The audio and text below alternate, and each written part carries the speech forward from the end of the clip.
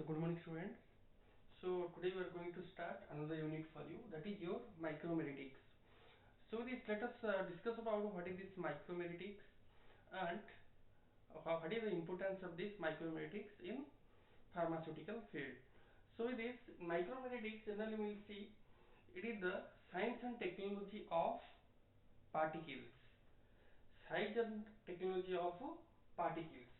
So when we discuss about small particles, we need to handle them perfectly, and sometimes we need to make a same group of particle sizes for a particular formulation. That means uniform particle sizes. So that's why we need to know how to determine the particle size, what are the different parameters there for a particular particle. So this study is covered in micromeritics, but simple in definition we can tell it is the science and technology of small particles. So now today we will discuss about this, what are the fundamental properties of collection of particles. Generally there are five types of parameters or particle designs we are taking. So these parameters are particle size and size distribution, second one particle shape, third one particle volume, fourth one particle number, fifth one particle surface area. So these five parameters generally we are taking for a particular particle to evaluate different other types of evaluation parameters. So this, let us discuss about the first one, particle size and size distribution. So generally in the particle size, to find out that we are considering the diameter, because diameter is the most important parameter here to find out the surface, particularly particle sizes. So if we try to see surface area, that can be calculated from the diameter, that we can calculate by taking pi d square. Volume also we can calculate from the diameter, that we can write pi d cube divided by 6. So generally we have to think that all the particles we are taking is not in spherical shape, because it is very easy to evaluate the particle sizes of a spherical shape or symmetric shape, but all the particles are not symmetric. 99% particles are your asymmetric in nature. Asymmetric means it's not a regular sphere, it's having some deformations. So this type of asymmetric particles generally we need to evaluate, and very difficult to find out the particle sizes. So that's why different types of other diameters evaluated, designed to know the particle sizes. As all the particles are not having spherical, for simple spherical we can calculate by taking surface area, we can calculate by taking pi d square, volume we can calculate by taking pi d cube divided by 6, but all the particles are not having this symmetric shape, all are asymmetric. So that's why we need to know different types of diameters. So from that, different types of diameter evaluated: surface diameter, volume diameter, projected diameter, and strokes diameter. So let us discuss about what is the surface diameter. So surface diameter we are writing as ds. It is the diameter of the sphere having same surface area as that of the asymmetric particle. It is the same surface area as that of asymmetric particle.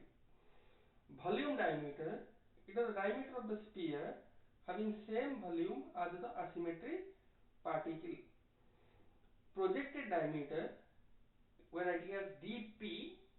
It is the diameter of the sphere observed under the asymmetric particle, view under normal and more stable plane. So when we are seeing on a projected plane under the microscope, so that type of diameter we are writing as projected diameter. Then coming to last one, strokes diameter. Strokes diameter means we are writing as dst. This diameter we are writing as dst. So dst means it is the diameter of the sphere with same density as the asymmetric particle, which undergoes sedimentation at the same rate as asymmetric particle in a given fluid. That means strokes, already you know, it is Stokes law defines about rate of sedimentation. So that's why it is also particular diameter is compared with asymmetric particles. So when having same density and also sedimenting like asymmetric particle, we are calling it as Stokes diameter. So these are the different diameters we are finding. Now coming to average particle size and particle size. So normally particle size we can calculate by taking summation of n d divided by summation of n. N d means n means number of particles, d means mean size range, mean size range. So for you making a table here for your understanding, you can see this table. So I am making a table of surface size range 0.5 to 1 micrometer, 1 to 1.5 micrometer. So it's a size range. Mean size range will be D, that will be 0.75, 1.25, 1.75, 2.25. Number of particles that will be calculated by different process methods that I will tell you. That is 4, 18, 39, 73. ND means that is n is multiplied with d. Number of particles is multiplied with mean size range. So that we will get 3, 22.5 or whatever data given to us. So by taking simple ratio of summation of nd divided by summation of n, we can calculate the particle size. But what about average particle size? So this average particle size is given by a scientist that is known as Edmundson. Edmundson have given the formula for average particle sizes. He has calculated d mean diameter. So that is calculated by taking summation of nd to the power p plus f divided by summation of nd to the power f into to the power 1 by p.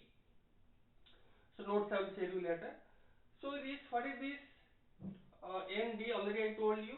And what is this p and f?